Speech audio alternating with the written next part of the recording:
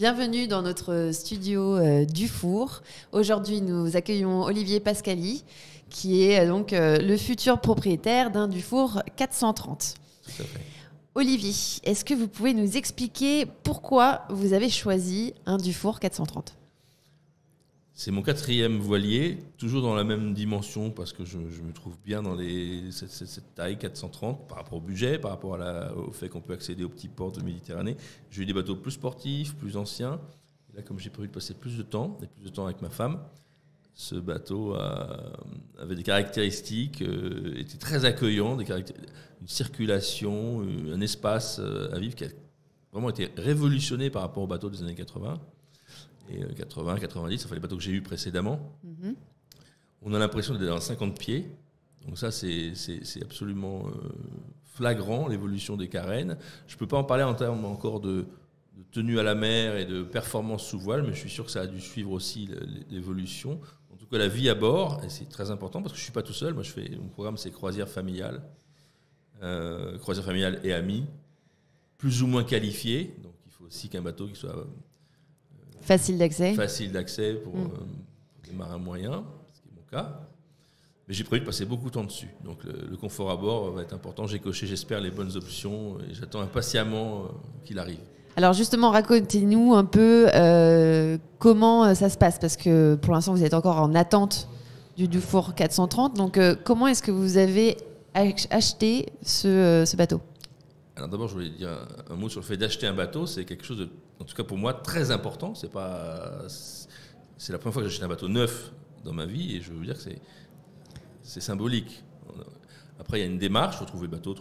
J'avais un a priori positif sur le design des Dufour depuis longtemps.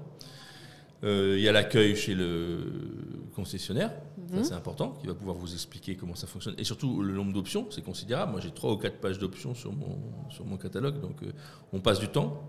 Il faut que le concessionnaire soit disponible, qualifié, qu'il connaisse vraiment son produit.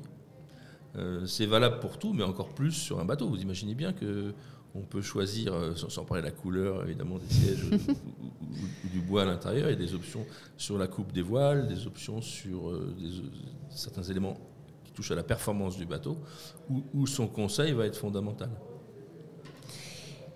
Est-ce que vous pouvez me dire qu'est-ce que vous avez prévu de faire avec votre bateau une fois que vous le recevez ?